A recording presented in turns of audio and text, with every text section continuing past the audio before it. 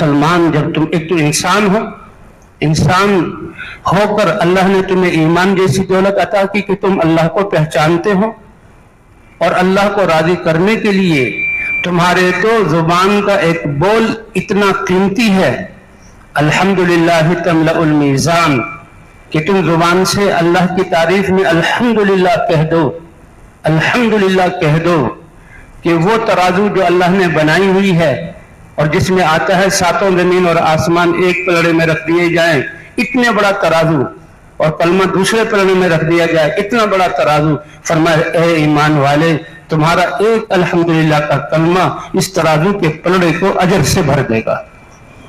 अल्लाह अकबर। आपने ये सुभान अल्लाह कहा, इसका क्या अजर है? क्यों कि जिंदगी में 60-70 साल की गिने हुए सांस हैं, और अल्लाह ने जन्नत और अपनी रजा और आखिरत की नेमतें देनी हमेशा हमेशा हमेशा कभी खत्म न होने वाले अरसे के लिए, तो लिहाजा तुम्हारे आमाल की ये कीमत अल्लाह ने रखी है। अल्हम्दुलिल्लाह तमलउल मीज़ान, ये मीज़ान की एक पलड़े को मीज़ान को भर देगा, तो एक पलड़ा भी नहीं, मीज़ान को भर देगा। और अल्हम्दुलिल्लाह सुभान अल्लाह वल्हम्दुलिल्लाह तमलअन मा बैन समाए वल अर्द, और तुम्हारा अल्लाह की तारीफ में एक सुभान अल्लाह और अल्हम्दुलिल्लाह कहना जमीन और आसमान के फिराओं को नूर से भर देगा। ये नूर जो तुम अल्लाह के सामने लेकर हाजिर हो गए। सुलेमान अलैहिस्सलाम नबी हैं, बादशाह हैं। दाऊद अलैहिस्सलाम को अल्लाह ने बादशाहत दी। तालूत जब इंतकाल हुआ, अल्लाह ने दाऊद अलैहिस्सलाम के जरिए से जालूत को खत्म कराया और बनी इसराइल की निजह हुकूमत कायम हुई, तो वह हुकूमत सुलेमान अलैहिस्सलाम को मिली। कहीं से घोड़े हदीने आए, बड़े खूबसूरत घोड़े थे, शाही इस्तेबल, उसके घोड़े, फिर बादशाह और बहुत कीमती, तो कितनी कीमती चीजें हैं। सुलेमान अलैहिस्सलाम उसके देखने में लगे, और उनकी देखने में ख्याल रखने में थोड़ी सी देर हो गई, और अल्लाह की इबादत में थोड़ा सी ताखीर हुई, थोड़ी सी ताखीर। अल्लाह के नबी तो उस ताखीर पर रोए और नदामत हुई, ए अल्लाह, इन घोड़ों की देखभाल ने तेरी इबादत मौखर कर दी। नदामत और पशेमानी इतनी थी। अल्लाह को रहम आया, ऐ सुलेमान, तुम्हें पशेमानी हुई, उस पशेमानी की वजह से मैंने तुम्हारी इस नासिब बात को माफ भी कर दिया, और मैं खुश होकर तुमसे कहता हूं, मांगो मुझसे क्या मांगना है, मांगो मुझे क्या मांगना है। ए मेरे बंदे, तू मेरी नाफरमानी करेगा, लेकिन तेरा ईमान और मेरी मार्फत, मेरी बड़ाई, मेरी अजमत, मेरे एहसानात तुम्हें जितलाएंगे कि कितने बड़े और कितने मोहसिन रब की मैंने नाफरमानी की। तुम्हारे दिल में नदामत आएगी और तुम इसके न करने का अज़म करोगे, तो मैं तुम्हारे गुनाहों को माफ कर दूंगा, और तुम मुझसे मग़फ़िरत चाहोगे तो रहमतों की बारिशें बरसा दूंगा, तुम्हारे गुनाहों को भी नेकियों से बदल दूंगा। कितना अल्लाह का रहम और करम है इस इंसान पर ईमान की हालत में। ऐसे ईमान मांगो, क्या मांगते हो? तो बादशाह थे, अपने बादशाहत के मुताबिक अल्लाह ने फिर जो है इल्म भी दिया था, अल्लाह फिर मुझे ऐसी बादशाहत दे मेरे बाद किसी को न मिल सके, ला यंबग़ी लिअहदिन मिन बादी, किसी को न मिल सके। अच्छा ये मांगा है तो लो, सारे इंसानों पर हुकूमत, सबसे बड़े बादशाह तुम। अगर छोटी छोटी हुकूमतें हैं, रजवाड़े हैं, तुम्हारे मातहत होंगे, और सारे जिन्नात पे हुकूमत, और हवा पर हुकूमत, और जानवरों की बोली तुम्हें सिखा दी गई। हुदूद से पूछते कहाँ रहे, क्यों देर से आए, हुदूद ने बताया तो ये बोली सिखाई, और हवाओं को ऐसे मुसख्खर किया। आज तो हम कितने ज्यादा आलात बनाकर आज हवाओं ये आवाज की लहरों को कहां से कहां पहुंचाते हैं। वो सब कोई ऐसा निजाम नहीं था। सुलेमान अलैहिस्सलाम का लश्कर चल रहा है सहरा में, और चींटियां अपने बिलों से निकलकर रास्ते पर चल रही हैं, और जो चींटियों का सरदार था या सरदारनी थी, उसने देखा कि सुलेमान अलैहिस्सलाम का लश्कर आ रहा है, तो उसने आवाज लगाई, या अय्यतुहन नमलु उदखुलू मसाकिनकुम ला यहतिमन्नकुम सुलेमान व जुनूदुहु। ए चींटियों, जल्दी वापस चली जाओ, अपने घरों में दाखिल हो जाओ। देखती नहीं कि ये सुलेमान अलैहिस्सलाम का लश्कर जर्रार आ रहा, ये इंसान है, घोड़ों पर सवार है, कितने तेज दौड़े, तुम्हारा मरना तो उनको एहसास भी नहीं होगा। اس میں کئی قصے نکلتے ہیں. اس آواز کو اللہ نے ہوا کے ذریعے سے سلیمان علیہ السلام کو پہنچایا. اے سلیمان دیکھو میری چونٹیاں کیا کریں، اے سلیمان دیکھو ہوا تمہارے لیے کتنی مسخر ہے. سلیمان علیہ السلام سن کر ہنسنے لگے اور وہ چونٹیاں گئیں. ایک چینٹی نے اپنے قبیلے، چونٹیاں چھوٹا سا جانور ہوتے، کتنے مرتے رہتے ہیں، کتنے کھائے جاتے ہیں، کتنے جانوروں کی وہ خوراک ہے.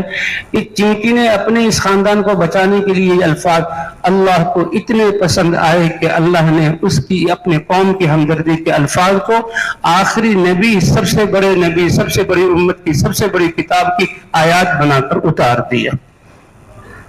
یہ ہمدردی اور خیرخواہی کتنی بڑی چیز ہے. الراحمون یرحمہم الرحمن، جو تم میں سے رحم کرنے والے ہیں وہ معمولی لوگ نہیں ہیں. جو رحم کرے گا ایک دوسرے پر، اللہ اس پر رحم کریں گے. تم زمین والوں پر رحم کرو، اللہ تم پر رحم کرے گا.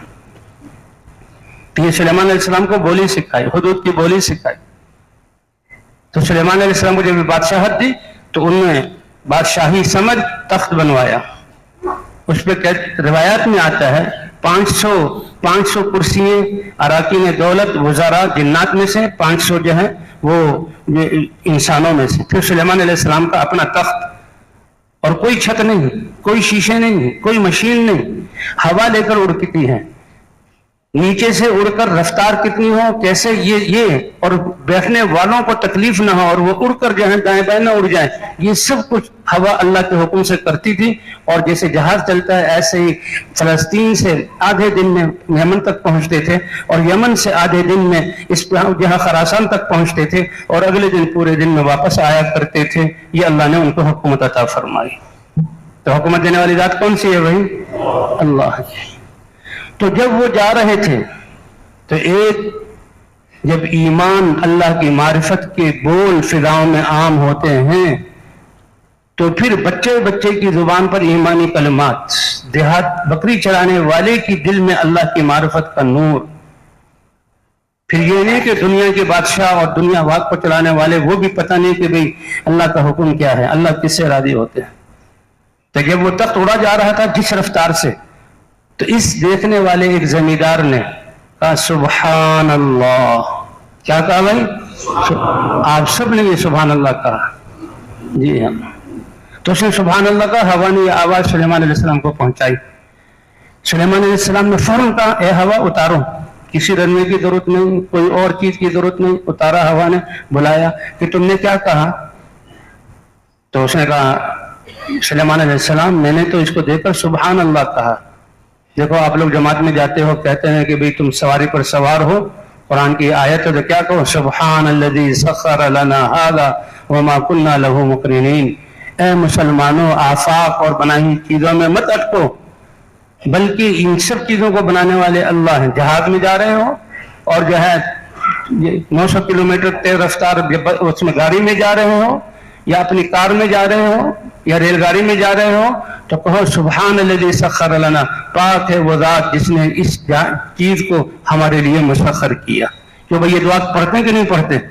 اللہ اکبر. کیا مسلمان کہ یہ دنیا والے آفاق میں اٹک جاتے ہیں. سورج کیا ہے، اس کی روشنی کیا ہے، اس کی رفتار کیا ہے، اس کی حرارت سے کیا فائدہ اٹھائیں. ایمان والوں تو کہتے ہیں اس کو بنانے والا اس سورج کو ہماری خدمت میں لگائے، جو ہمارے لیے نکال رہا ہے، جو اس کو جو ہے وہ جو غروب کر رہا ہے. اللہ کو پہچاننا. تو اس لیے سے کہا سبحان اللہ. میں نے تو سبحان اللہ کہا کہ سن لو اے ایمان والے، تمہارا مومن کی ایک تسبیح، ایک دفعہ سبحان اللہ کہنا آل داؤد کی حکومت سے کہیں زیادہ قیمتی ہے. اس کا سبحان اللہ کہنا. اللہ اکبر. آپ سب سبحان اللہ کریں، یہی اجر اللہ عطا فرما رہے ہیں. اللہ اکبر. کہ اس سے زیادہ قیمتی ہے. سلیمان علیہ السلام کی بادشاہت کہاں چلی گئی؟ دنیا کو تو اللہ نے بنایا ختم ہونے کی جگہ. اور سبحان اللہ کا اجر. اس لیے کہتے ہیں بھائیو سرمایہ بناؤ ایمان کا اور اعمال کا. یہ نہیں کہ تمہاری بادشاہت سے یہ چند لوگ تمہیں پہچان لیں، کچھ تم سے محبت کریں، کچھ تم سے نفرت کریں. یہ چند لوگوں میں تمہارے کارخانوں کا ذکر ہو جائے. وہ ایمان لے کر پھرو، وہ نمازوں کا نور لے کر پھرو، وہ تقوی اور تاکیدہ اور حضور صلی اللہ علیہ وسلم کی سنت والی زندگی کے انوار لے کر پھرو. وہ حضرت محمد صلی اللہ علیہ وسلم کی محنت کا غم اور محنت کا نور لے کر پھرو کہ سمندر تمہیں پہچانے, زمین تمہیں پہچانے, یہ صحرا تمہیں پہچانے. بجائے صحراؤں میں گم ہو کر زندگی ہی ختم ہو گئی اور دنیا کی غفلت میں موت آ گئی. صحرا تمہیں پہچانے, پہاڑ تمہیں پہچانے, درندے تمہیں پہچانے اور سورج اور چاند آسمان تمہیں پہچانے. وہ نور لے کر پھرو, وہ اعمال لے کر پھرو, اور اللہ بھی یہی چاہتے ہیں. تو بھائیو, زندگی ایک دفعہ ملی ہے اور دوبارہ نہیں ملے گی. سب سے قیمتی سرمایہ یہ جو ہے اللہ نے وقت دی, زندگی کا ٹائم دیا ہے. اور کس لیے دیا ہے؟ کیونکہ دنیا کی جو گھر ہے, سواری ہے, کھانا پینا ہے, ہوائیں ہیں, صحت ہے, پانی ہے, یہ سب کچھ اللہ نے لکھا ہوا ہے ہر ایک کے لیے. جو لکھا ہوا ہے اس سے زیادہ تم پا نہیں سکتے, اور جو تمہارے لکھا ہوا نہیں ساری دنیا کی طاقتوں کو ملا کر وہ تم حاصل نہیں کر سکتے. اور یہ حقیقت ایمان والے کو حاصل ہے. وَعَلَمْ أَنَّ مَا أَصَابَكَ لَمْ يَكُنْ لِيُخْطِئَكَ وَأَنَّ مَا أَخْطَأَكَ لَمْ يَكُنْ لِيُصِيبَكَ. دیکھو, جو تمہیں ملا ہے یہ تم سے چھوٹنے والا نہیں تھا, کوئی تم سے چھیننے والا نہیں تھا, اور جو تمہیں نہیں مل رہا تم کوشش کر رہے ہو یہ تمہیں مل نہیں سکتا. اس لیے ایمان والا ہر حال میں اطمینان والی زندگی گزارتا ہے. یہ ایمان اتنی بڑی دولت ہے, سب سے بڑا سرمایہ, سب سے بڑی دولت اللہ کو پہچاننا, اللہ کی ذات پر ایمان اور اللہ کا یقین ہے. اور اللہ فرماتے ہیں میرے بندے جیسے تمہارا یقین ہوگا اسی کے مطابق میں تمہارے ساتھ معاملہ کروں گا. کیوں بھائی؟ تو دلوں کا یقین بنانے کی ضرورت ہے کہ نہیں ہے؟ اللہ اکبر. فَأَصَّدَّقَ وَأَكُن مِّنَ الصَّالِحِينَ. اللہ چند گھڑیاں مل جائیں تو جتنا مال ہے وہ صدقہ کر دوں گا, اور کوئی لمحہ تیری نافرمانی میں نہیں گزاروں گا, تیری اطاعت کروں گا. اللہ فرماتے ہیں جب موت کا وقت آ گیا, وَلَن يُؤَخِّرَ اللَّهُ نَفْسًا إِذَا جَاءَ أَجَلُهَا وَاللَّهُ خَبِيرٌ بِمَا تَعْمَلُونَ. اب ایک سانس زیادہ نہیں ہو سکتا, اور اللہ کو پتا ہے کہ تم کیا اعمال لے کر اللہ کے پاس حاضر ہو رہے ہو. بڑی عمر والے بیٹھے ہوئے ہیں, اکثر نوجوان بیٹھے ہوئے ہیں. یہ نوجوانی کی سانس یہ اللہ کو بہت پسند ہے. جوانی کی توبہ اور دین کی طرف لوٹنا اور دین کی محنت کرنا, اس کی برابری کوئی چیز نہیں کر سکتی. اس لیے جوانی میں اللہ کی طرف رجوع کرے. اس لیے پوری عمر کے بارے میں پوچھا جائے گا, ایک ایک سانس کے بارے میں پوچھا جائے گا, اور اس سانس میں ہر دیکھنے کا ان السمع والبصر والفؤاد کل اولئک کان عنہ مسئولا. تمہارے کان کا ایک ایک سننا اللہ پوچھیں گے, بتاؤ کس لیے سے تم نے سنا. اور تمہارے آنکھ کا ایک ایک دیکھنا پوچھا جائے گا, بتاؤ کس لیے سے تم نے دیکھا اور کہاں میری دی ہوئی نظر کو استعمال کیا. اور تمہاری عقل اور دماغ کی تیزی پوچھی جائے گی, کیا کیا اسکیمیں اس کے ذریعے سے بنائی. اور پھر جوانی, پوری عمر کے بارے میں سوال کیا جائے گا, اور جوانی کے بارے میں خاص طور پر سوال کیا جائے گا کہ جوانی میں اللہ دیکھنا کامل, بچپن میں دیکھنا آہستہ آہستہ دیکھنا بڑھ رہا ہے, ہاتھوں میں طاقت آ رہی ہے, اور منہ میں دانت جو ہیں آ رہی ہیں, اور سننے کی طاقت بڑھ رہی ہے, اور انسان جو الفاظ سیکھ رہا ہے. اور جوانی میں ہر چیز آپ کی اللہ نے عطا کی ہے. تو اس جوانی کا سوال خود اللہ کریں گے, بتاؤ اس جوانی میں تم نے کیا کیا. اس لیے فرمایا جوانی کا میں توبہ کرنا یہ حضرات انبیاء کرام کا شیوا ہے. اس لیے فرمایا عرش کے نیچے جن عظیم لوگوں کو میں جگہ عرش کے سائے میں جگہ دوں گا, جبکہ انسانیت اپنے پسینے میں اور سوا نیزے پر سورج اور اس کی گرمی میں نفسا نفسی کر رہے ہوں گے. 7 قسم کے لوگ ایسے ہوں گے جن کو عرش کے سائے کے نیچے جگہ دوں گا. اس میں ایک وہ عہدیدار اور ذمہ دار بھی ہوگا, وہ بادشاہ اور وزیر بھی ہوگا, جس نے اپنی وزارت اور اپنی بادشاہت میں لوگوں کو ان کے حقوق ادا کیے ہوں گے, ذمہ داری کی ادائیگی کے لیے زندگی اپنی اور راحتوں کو قربان کیا ہوگا, جیسے صحابہ کرام حضرت عمر, ابو بکر, ان صحابہ کرام نے کیا. اس بادشاہ کو اللہ عرش کے سائے کے نیچے جگہ عطا فرمائیں گے, اور اس جوان کو جس نے جوانی اللہ کے دین اور محنت میں خرچ ہوگی, اللہ اپنے عرش کے سائے کے نیچے جگہ عطا فرمائے. یہ جوانی کوئی معمولی ہے, یہ جوانی کوئی, ہم کتنے ہی جوان ہوں گے جو جوانی میں بستروں میں پڑے, ہسپتال میں جا کے دیکھو, یہ اللہ دکھا رہے ہیں اگر تمہیں صحت اور جوانی دی ہے یہ میں نے دی ہے, اور جن سے لی ہے وہ میں نے لی ہے تمہیں دکھانے کے لیے. اگر وہ اس پر صبر کریں گے کہ یہ اللہ کی طرف سے یہ تکلیفیں آئی, ایکسیڈنٹ ہوا اور یہ لات ضائع ہو گئی, میری ریڑھ کی ہڈی ٹوٹ گئی, اس صبر پر بھی اللہ کی مائیت ان کے ساتھ ہوگی. یہ کوئی معمولی ہے انسان. اس لیے جوانی کے بارے میں ثواب، وہ جوان جس نے جوانی اپنی اللہ کے دین میں گزاری ہوگی، ان قوتوں، کیونکہ جوانی میں کیا کیا کارنامے انسان کرتا ہے، ان قوتوں کو اللہ کے دین کے لیے، اور اللہ کے رسول صلی اللہ علیہ وسلم نے فرمایا مجھے اللہ نے دین کی دعوت دے کر بھیجا اور میں اللہ کے دین کی محنت کی، صحابہ کرام کی جماعت مجھے ملی اور مجھے میرے دین کی مدد کی گئی. فنصرت بالشباب، اللہ تعالیٰ نے میری امت کے یہ عمر، ابو بکر، یہ خالد اور فلاں اور فلاں، بلال اور خباب اور یہ مصعب ابن عمیر اور سمیہ اور فلاں، یہ سب جوانوں کے ذریعے اللہ نے میری مدد کی. ان جوانوں نے جوانی میری دین کی محنت کے لیے لگائی اور اس کی وجہ سے اللہ نے یہ ایک دین کی فضا قائم کر دی.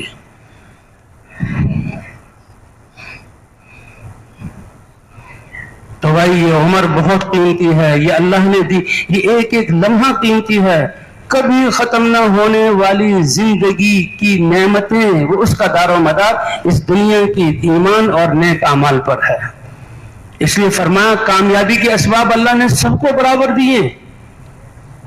یہ بادشاہتیں، یہ ذمہ داریاں، یہ کارخانے، یہ جاگیرداریاں، یہ زمیندارہ، یہ دنیا کے خزانے، یہ سب مخلوق ہیں، یہ بے جان ہیں، اور ان سے وہ ہوگا جو اللہ چاہیں گے.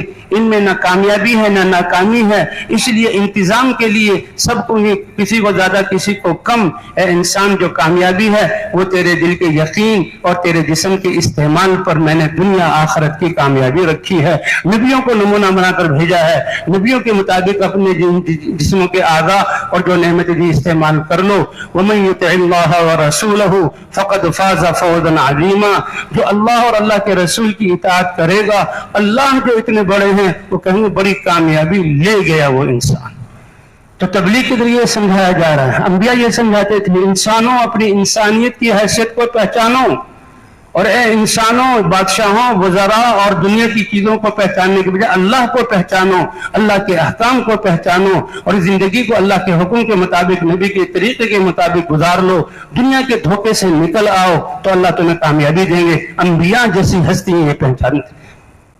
قارون کتنا بڑا مالدار تھا، کتنا بڑا کہ اس کے اسٹور اور خزانوں کی جو چابیاں تھیں وہ اتنے بوروں میں بند ہوتی تھی کہ ایک جوان جماعت بوروں پر لادتی تھی، اتارتی تھی، تھک جاتی تھی. وہ اسٹور کھولے جاتے تھے اور سامان کو ایک بڑے میدان میں. لیکن جب اللہ کے حکم کی نافرمانی کی اور اللہ کے نبی کے بارے میں گستاخی کی، موسیٰ علیہ السلام غصہ ہوئے. اللہ نے فرمایا زمین کو حکم کرو. تو زمین کو موسیٰ علیہ السلام بڑے جلالی تھے، اے زمین نگل لے. تو فرعون جہاں نمرود قارون کو زمین نے نگلا اور اللہ نے فرمایا اس کا سامان جو دھوکے کا ذریعہ بنا سامان بھی رکھ دو. کہ سارے سامان سمیت خسف به وبداره الارض، کہ وہ زمین میں اللہ نے اس کو دھنسا دیا. تو کامیابی کے اسباب اللہ نے سب کو برابر دیے کہ اللہ اپنے دل میں اللہ کی معرفت کا نور، اللہ کی ذات کا یقین لے آؤ اور جسم کو استعمال کو اللہ کے حکم کے مطابق کر لو. سورہ کہف قرآن پاک کی ایک سورت ہے، 15ویں پارے سے شروع ہوتی ہے اور بہت عظیم سورت ہے. فرمایا ایک روایت میں جو سورہ کہف کو جمعے کے دن پڑھنے کا اہتمام کرے، اور ایک روایت میں پہلی 10 آیتیں یا آخری 10 آیتیں پڑھا کریں تو دجال جیسے فرار اور فتنے سے اللہ اس کی حفاظت فرمائیں گے. اور سب سے بڑا فتنہ دجال کا فتنہ ہوگا کہ اللہ اس کو کچھ تصرفات دے دیں گے، وہ اپنے خدا ہونے کا دعویٰ کر دے گا. اور اللہ کے رسول نے فرمایا وہ ایک آنکھ اس کی ہوگی، وہ کانا ہوگا، اور تمہارا رب بے عیب اور بے نقص ہے.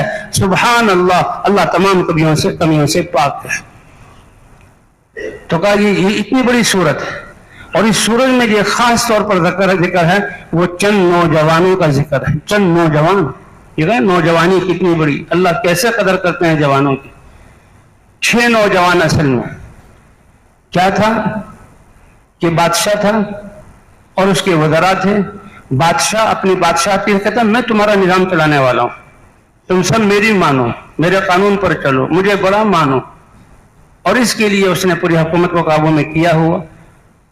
تو جو وزراء تھے جب بڑی عمر میں پہنچے تو بھائی تعلیم گاہوں سے کچھ نوجوان تلاش کرو جو بڑے اچھے سمجھ والے ہوں اور ان کو ہم شاہی تربیت دیں، شاہی تعلیم دیں تاکہ وہ سنبھالیں. تو اس ملک میں ان کی درسگاہوں سے کہتے ہیں 6 نوجوان جو بہت سمجھدار تھے اور اس تعلیم میں بہت آگے تھے، وہ 6 जवान उनको मिले और उन पर उन्होंने मेहनत की। लेकिन किसी जमाने को भी अल्लाह ने उलमा, अल्लाह वाले, नबियों से खाली नहीं छोड़ा। तो एक तरफ दुनिया की ये आवाज़ें हैं, दुनिया की ये जो तरबियतें हैं और शाही निज़ाम है और ये शाही ख़ानदान के 6 नौजवान हैं और कुछ वहाँ अल्लाह वाले भी हैं, वो अल्लाह की तरफ, वो होते हैं गुमनाम, वो होते हैं थोड़े से, और थे ये समझदार। तो वो जो अल्लाह वाले, वो अल्लाह को इस कायनात का खालिक और मालिक करता धरता वो अल्लाह हैं, और ये अल्लाह की ज़ात पर ईमान सबसे बड़ी दौलत है।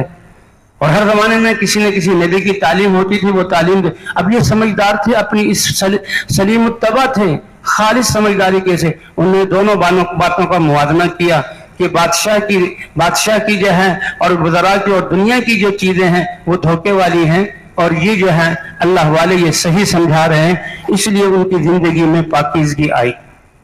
कहते ईमान ये भी एक इश्क है, मोहब्बत है अल्लाह से, ये पता लग जाता है।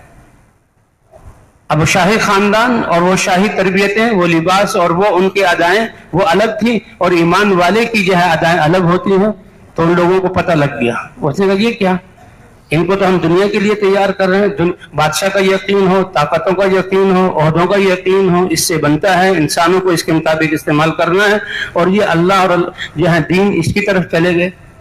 तो बादशाह इनकी कदर करता था, इनकी समझदारी की वजह से इनका वो मोतरिफ था, बुलाया, समझाया कि देखो तुम अपना नुकसान न करो, ये ओहदे तुम्हारा इंतजार कर रहे हैं, ये वजारतें तुम्हारे लिए हैं, तुम्हारा मुल्क की बागडोर तुम्हारे। वो समझ गए कि ये दुनिया धोखा है और दुनिया की चीजें, कि अल्लाह को छोड़कर हम कैसे इस तरफ जाएं। हत्ता के बादशाह ने धमकी दी कि अगर तुम जो है ऐसा नहीं करोगे तो फिर सख्ती से निपटा जाएगा और तुम्हें संसार किया जाएगा और तुम्हें जो है तरह तरह की तकलीफें दी जाएंगी। लेकिन उनके दिल में ईमान ऐसा, ये 6 नौजवान बच्चे ये जमा हुए कि देखो अगर ये सजाएं देना शुरू करें तो हम बच्चे हैं, ऐसा ना हो कि हमारी जुबान से अल्लाह की शान के बारे में गुस्ताखी, ये कहते हैं हम तुम्हें दोबारा अपने दीन वाला बनाएंगे, ऐसा हो जाए तो क्या करें। कि इस माहौल को छोड़कर इस अपने ईमान की हिफाजत के लिए निकल जाओ। और भाई ये तबलीग वाले जो आज कह रहे हैं कि छोड़ो इन बाजारों को, छोड़ो इन दुनियावी माहौलों को जहाँ सुबह से शाम तक दुनिया ही की बड़ाई बयान होती है, छोड़ो इन जो है इलाकों को और निकलो अल्लाह के रास्ते में जहाँ अल्लाह की बड़ाई और अल्लाह के दीन में कामयाबी, ये फितरत है और अल्लाह का ये मुकर्रर कायदा है। और अंबिया ने भी हिजरतें की, ये यही कहा जा रहा है छोड़कर जाना। वो किस्सा में याद आ गया कि एक बड़ा जालिम और बड़ा जो है कातिल आदमी था, 99 उसने कत्ल किए। 99 कत्ल करने के बाद भी उसको नदामत आई कि जाना तो अल्लाह के पास है कि कत्ल कर लिए, क्या मेरे लिए तौबा है। अल्लाह फरमाते हैं बंदे तौबा कर ले, नदामत हो जाए तो गुनाह जमीन और आसमान भरा हुआ मैं माफ कर दूंगा, मुझसे कोई पूछने वाला नहीं। अच्छा वो चला गया एक आबिद के पास जिसके पास इल्म नहीं था, राहिब आबिद, इल्म नहीं है, और उसके सामने जाकर बैठा और कहा कि मैंने तो 99 कत्ल कर दिए, क्या मेरे लिए तौबा है। आलिम था नहीं, उसने कहा तौबा तौबा, तेरे जैसा जालिम इंसान अब 99 खून करके अब तुम आया है कि मेरे लिए तौबा, कोई तुम्हारे लिए तौबा नहीं। उसने कहा अच्छा तौबा नहीं तो फिर तुम्हारा भी काम पूरा कर देता हूँ, उसको भी गर्दन उड़ा दी। 100 पूरे हो गए। ये हदीस से अल्लाह के रसूल फरमा रहे, हमने पढ़ी है किताबों में, ये किस्सा कहानी नहीं है। लेकिन फिर उसको नदामत हुई, फिर उसने लोगों से पूछा भाई मुझे कुछ बताओ, मैं इतना गुनाहगार हूं, मैंने अल्लाह की नाफरमानी पाप किए हैं, खून किए हैं। तो लोगों ने कहा भाई हाँ फलां है जो सबसे ज्यादा इल्म अल्लाह वाले इल्म वाला है कि अल्लाह की सुन्नत क्या है, तुम उसके पास, इसलिए कि उलमा के पास जाओ। वो उसके पास गया और हाथ जोड़ के बैठा कि 100 कत्ल हुए, मैं नादिम हूँ, रो रहा हूँ, क्या मेरे लिए तौबा है। तो वो तो इल्म आलिम थे, अल्लाह ने कुरान में फरमाया अल्लाह मेरी रहमत से या नाउम्मीद ना हो, अल्लाह ने वो इल्म उतारा था, वो उसके पास इल्म था किताब वाला। उसने कहा कि तो अल्लाह तो बख्शने वाले हैं, वो तो तौबा का हुक्म देते हैं, तुम अगर तौबा कर लो अल्लाह तुम्हारे गुनाहों को माफ फरमा देंगे। ए ईमान वालो ला तयअसू मिन रहमतिल्लाह, अल्लाह की रहमत से मायूस होना खुद गुनाह है, क्योंकि अल्लाह जो है वो कादिर मुतलक है, वो अरहमुर राहिमीन है। अल्लाह शिर्क के अलावा तमाम गुनाहों को माफ फरमा देगा। उसने कहा तौबा कर लो पक्की, लेकिन समझ गए वो आलिम कि जिस माहौल में ये रहता है, जो वहां की लड़ाई दंगा फसाद है, लोगों के ताने वाने हैं, ایک آدمی گناہ چھوڑنا چاہتا ہے، لوگوں کے تانے پھر اس کو گناہ پر آمادہ کر دیتے ہیں، تانوں کی وجہ سے وہ توبہ کرتا ہے، نہیں کر سکتا، تانے دیتے ہیں لوگ، تو وہ سمجھ گئے جس ماحول میں رہتا ہے وہ ماحول پھر اس سے کوئی گناہ کرا دے گا۔ فرمایا اس ماحول کو چھوڑ دو اور فلاں بستی ہے وہاں نیک لوگ اللہ کے رہتے ہیں، اللہ کی عبادت کرنے والے، وہ تمہیں تانے نہیں، وہاں چلے جاؤ۔ اس کو یہ بات سمجھ میں آ گئی کہ عالم نے بتایا توبہ کرتا ہوں معاف ہو جائے گا، لیکن آئندہ کے لیے ماحول کو، تو یہ اس لیے قصہ ذکر کیا کہ ماحول کو چھوڑ کر نکلنا یہ اللہ کی محبوب سنت ہے۔ نبی بھی آتے تھے اور قوموں کے پاس، ابراہیم علیہ السلام نے بھی ہجرت کی، اللہ نے حضرت محمد صلی اللہ علیہ وسلم اور صحابہ سے بھی ہجرت کروائی کہ لولا الہجرۃ لکنت رجلا من الانصار۔ اور تبلیغ میں بھی یہ کہا جا رہا ہے اپنا ایمان بناؤ اور اعمال بناؤ، اس زندگی کی قدر کر لو، یہ زندگی اس کی قدر کر لو، ایک سانس کائنات سے زیادہ قیمتی ہے۔ اللہ فرماتے ہیں یہ کافر دنیا اور سارے خزانے اپنے سارے رشتہ دار مجھے پیش کرے مرنے کے بعد، اے اللہ ایک سانس اور دے دے، اللہ فرمائیں گے کہ ساری دنیا تم دے دو پھر بھی ایک سانس تمہارا زیادہ نہیں کروں گا، یہ مفت میں نہیں ملتا، یہ میں خود دیتا ہوں۔ تو اس کو بات سمجھ میں آ گئی اور پھر توبہ کر کے نکل پڑا۔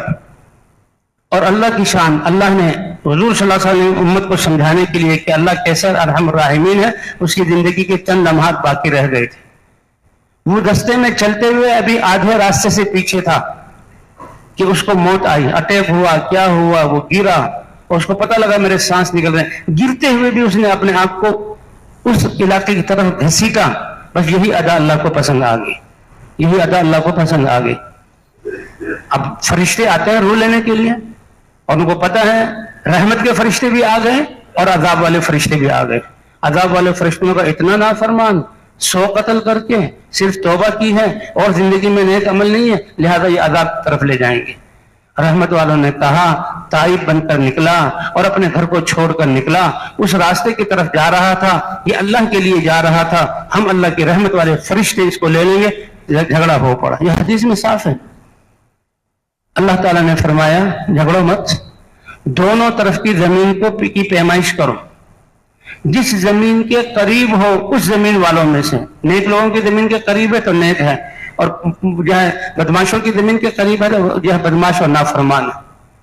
اور فرشتوں نے ناپا، اللہ کے رسول فرماتے ہیں کہ حقیقت میں وہ نافرمانوں اور اپنے حقیقی گاؤں کے زیادہ قریب تھا اور اس سے ایک بالش زیادہ دور تھا، لیکن اللہ نے حکم دیا اے زمین میرا بندہ توبہ کر کے میری طرف آیا تھا تم قریب ہو جاؤ، اور اے زمین جس کو چھوڑ کر جا رہا تھا تم دور ہو جاؤ۔ جب ناپا تو ایک بالش کا فرق، اور وہ گھسٹنے کی وجہ سے اللہ کو اور رحم آ گیا، رحمت کے فرشتوں نے لیا اور جنت میں داخل کر دیا۔ او بھائیو اس وقت کو ضائع نہ کرو، ہم سب سے خود اپنی دانوں پر ظلم کر رہے ہیں اس زندگی کے لمحات کو ضائع کر کے۔ کہاں ہمارا وقت گزر رہا ہے؟ اور وہ تو اعلیٰ کو چھوڑ کر ادنا، فرض نماز کو چھوڑ کر نفلوں میں لگے گا، یہ بھی جرم ہے۔ اعلیٰ کو چھوڑ کر ادنا میں جو لگے گا اس کو بھی افسوس ہوگا کہ میں نے اعلیٰ کیوں چھوڑا، اعلیٰ محنت میں لگنا چاہیے تھا۔ اس لیے اپنی زندگی کی حفاظت اور تبلیغ والے یہی سمجھا رہے ہیں، اور اس اعتبار سے کہ جن ماحولوں نے ہمیں ایمان بگاڑا اور جو آئندہ بھی دکھا رہے ہیں کہ ہمیں اللہ سے دور کر دیں گے، چھوڑ کر اللہ کے راستے میں نکلو۔ زندگی کی تمہاری قیمت اور اللہ کے راستے، پھر ہمارا تو اللہ کے راستے میں نکلنا اپنی اصلاح کے نیت سے بھی، اور حضرت محمد صلی اللہ علیہ وسلم کی زندگی پر لانے کے، پوری انسانیت کو لانے کے لیے ہمارا یہ نکلنا تو بہت ہی زیادہ قیمتی ہے۔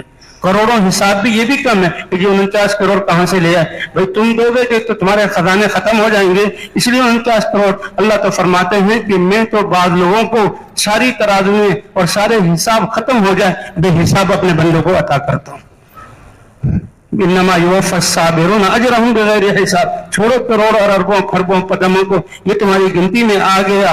میرے دین پر جمنے والے، دین پر ناگواریاں برداشت کرنے والے، تکلیف جو پہنچے اس پر اللہ کے لیے صبر کرنے والے، میزان ایک طرف کر کے بغیر حساب، حساب جہاں ختم ہو جائے بے حساب میں ان کو عطا کروں گا۔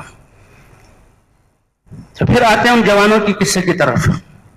وہ 6 جو نوجوان نکلے کہ اپنے ایمان کی حفاظت کرنی، اپنے ایمان کی، ورنہ یہ سزا دے کے کچھ اللہ کی گستاخی کروا سکتے ہیں۔ وہ کہہ رہے ہیں کہ تمہیں رجم کریں گے، سنسار کریں گے، تمہیں اپنے دین میں لوٹائیں گے۔ تو انہوں نے کچھ خزانے لیے اور چل پڑے۔ یہ 6 اب جب چلے ہیں تو راستے میں جاتے ہوئے اب لباس تو ان کا شاہی تھا اور وہ ناز و نعمت میں پلے ہوئے ان کا جو خوبصورتی تھی وہ بھی کوئی معمولی نہیں تھی، نوجوان تھے اور جا رہے تھے۔ راستے میں ایک چرواہا اپنی بکری چرا رہا تھا۔ اب چرواہے کی کیفیت کیا ہوتی ہے؟ آپ لوگ شہری نوجوان اور چرواہے کو دیکھ لو، فرق ہوتا کہ نہیں ہوتا؟ چرواہا دھوپ میں پھرتا ہے، ڈنڈا لیے ہوئے بکریوں کے پیچھے پھرتا ہے اور وہ ان کے جو ہے مینگنی اور جو ہے پیشاب میں لت پت ہوتا ہے۔ انہوں نے کہا بھائیو تم بڑے لوگ، اچھے لوگ معلوم ہو رہے، کہاں جا رہے ہو؟ انہوں نے کہا قصہ سنایا کہ ہم شاہی لوگ ہیں، شاہی عہدے ہمارا انتظار کر رہے ہیں، لیکن اس میں اپنے رب کی ایمان کو اور اپنے رب کی نافرمانی کرنی پڑتی ہے، وہ چھوڑ کر ہم ان کو چھوڑ کر اپنے رب کے لیے جا رہے ہیں۔ انہوں نے کہا اچھا تم اپنی وزارتوں کو چھوڑ کر نکلے ہو اور اپنے ایمان کی حفاظت کے لیے، اس لیے تم بڑے روحانی لوگ ہو، میں بھی اپنی بکریوں کو اللہ کے حوالے کرتا ہوں اور میں بھی تمہارے ساتھ ہوتا ہوں۔ تو وہ شاہی خاندان سے نہیں تھا، اس نے بکریاں چھوڑی اور بکریاں جنگل میں چرتی رہیں گی، گھر پہنچ جائیں گی، بچے سنبھال لیں گے، اور اس کے ساتھ اس کا کتا۔ اب کتے کی کیا حیثیت ہے؟ یہ اللہ قصہ ذکر کر رہے ہیں کہ لوگ کہتے ہیں 3 ہیں، چوتھا ان کا کتا تھا، اور جو وہ 5 ہیں، چھٹا ان کا کتا تھا۔ یہ اندازے کی بات ہے، وہ 6 تھے اور وہ سب آتوں وسامن کلبہم، وہ 7 تھے اور 8واں ان کا کتا تھا۔ اور یہ نکل کر چلتے چلتے جب تھکے، کچھ اندھیرا چھایا، انہوں نے کہا بھائی تھک چکے ہیں، اب کہیں چھپ جاؤ، ایسے میدانوں میں سو گے تو پکڑے جاؤ گے، تمہارے پیچھے تو بادشاہ کی فوجیں اور ان کے کھوجی، تو غار میں سو گئے، سونے کے لیے۔ اللہ فرماتے ہیں اے دنیا بھر کے انسانوں، یہ نوجوان جو اپنی ایمان کی حفاظت کے لیے نکلے تھے، ہم نے اپنی کتنی بڑی قدرت کا اظہار کیا کہ 309 سال ان کو سلایا، مارا نہیں بلکہ 309 سال کیا ان کو سلایا، 309 سال سلایا۔ اور اس کی کیا نشانی؟ وَنُقَلِّبُهُمْ ذَاتَ الْيَمِينِ وَذَاتَ الشِّمَالِ، وہ تو مٹی پہ پڑے ہوئے تھے اور مٹی تو کھا جاتی ہے، ہم جب چاہتے تھے، جب ضرورت ہوتی تھی، ان کو کروٹیں بدلتے تھے، دائیں طرف بھی اور بائیں طرف بھی۔ وَنُقَلِّبُهُمْ ذَاتَ الْيَمِينِ وَذَاتَ الشِّمَالِ۔ اور پھر کیا کہ سورج جو نکلتا تھا اس کی شعائیں ان پر پڑ رہی ہیں، شعاؤں سے تپش، آنکھ نہ کھل جائے اور ان کو تکلیف نہ ہو، شعاؤں کو باہر کر دیتے تھے، اور روشنی جو ہے ایک وقت میں بائیں طرف شعاؤں کو کرتے تھے اور دوسری طرف میں شام کے وقت میں دائیں طرف کرتے تھے۔ 309 سال ان کو سلایا۔ وَتَرَى الشَّمْسَ إِذَا طَلَعَتْ تَزَاوَرُ عَنْ كَهْفِهِمْ ذَاتَ الْيَمِينِ وَإِذَا غَرَبَتْ تَقْرِضُهُمْ ذَاتَ الشِّمَالِ۔ اس طرف ہے سورج یہاں سے طلوع ہو رہا ہے، اس طرف ہے تو سورج کی کرنیں دائیں طرف اور ڈوبتے ہوئے بائیں طرف۔ یہ 309 سال اور 309 سال بعد اٹھایا۔ کہاں گیا وہ بادشاہ؟ کہاں گئی اس کی فوجیں؟ کہاں گئے اس کے عہدے اور خزانے؟ ختم ہو گئے، کتنی حکومتیں آ گئیں، اور 309 سال بعد وہ اٹھے تو ان کے جسم ویسے ہی سلامت۔ کہنے لگے بھائی بہت سو گئے، کہنے سوتے سوتے بھی تھک گئے۔ کتنا سوئے ہو گئے؟ بھائی آدمی آدھا دن، پونا دن یا دن ہی سو سکتا ہے، اس سے زیادہ تو نہیں سو سکتا۔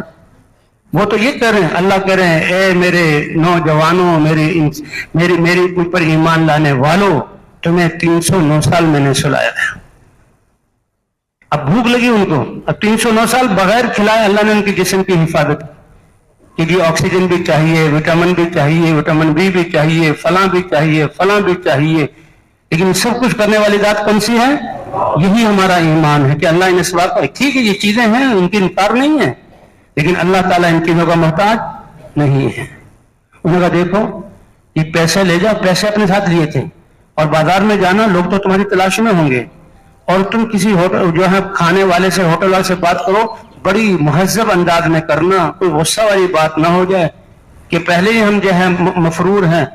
تو وہ گیا اور وہ تو اس نے بڑی نرمی سے بات کی، اور جب اس نے کہا بھائی پیسے دو، اب پیسے دیے تو 309 سال پرانے، 1947، 50، 55، 60، 70، یہ آج کے نوجوان اس وقت کے نوٹوں کو، اور وہ 5 پیسے کو اور 10 پائی کو، اور وہ جو ہے پوری جس میں ڈالتے ہیں، یہ ہمیں پتہ ہی نہیں کہ وہ کیا چیزیں، لیکن بوڑھے لوگ جانتے ہیں کہ کتنی کرنسی ہماری تبدیل ہوئی، اور اب بھی تبدیل ہوتی رہتی ہیں، کہ بھائی تبدیل ہوتی رہتی کہ نہیں ہوتی، تو کتنی تبدیلیاں آ گئیں۔ وہ ہوٹل والے نے دیکھا تو حیران ہو گیا، اور شکل بھی دیکھی تو یہ تو کہتے ہیں دقیانوسی زمانے کا، آپ پہاڑوں پہ جاؤ، جو پرانے زمانے کا لباس پہنے ہوئے آپ کے ان کے لباس میں فرق ہے کہ نہیں؟ صدیوں کا فرق نہیں ہے، چند سالوں کا فرق ہے. تو کس شکل میں بھی، صورت میں بھی، اور سکے بھی. بہرحال بات لمبی ہو گئی. وہ سمجھ گیا اور بادشاہ کے پاس پہنچا. اس وقت کا بادشاہ ایمان والا تھا لیکن رعایا نافرمان تھی، اور وہ دعائیں کرتا تھا. دیکھو نیک لوگ کیسے ہوتے ہیں، چاہے وہ بادشاہ ہوں اور چاہے وہ عام لوگ ہوں، جو اللہ کو پہچاننے والے ہوتے ہیں، آخرت ان کے سامنے ہوتی ہے. وہ بڑے ہمدرد بادشاہ دعائیں کرتا تھا، اے اللہ میری اس نافرمان قوم کے لیے جنہوں نے دنیا بھی اپنی جہاں خراب کی ہوئی ہے، آخرت کو بھی گزار دیا ہے، تجھے ناراض کیا ہوا ہے، کوئی اپنا معجزہ ظاہر کر دے، اپنی قدرت ظاہر کر دے کہ یہ ایمان والے بن جائیں. بادشاہ کی یہ دعا اور ادھر اللہ کا یہ نظام.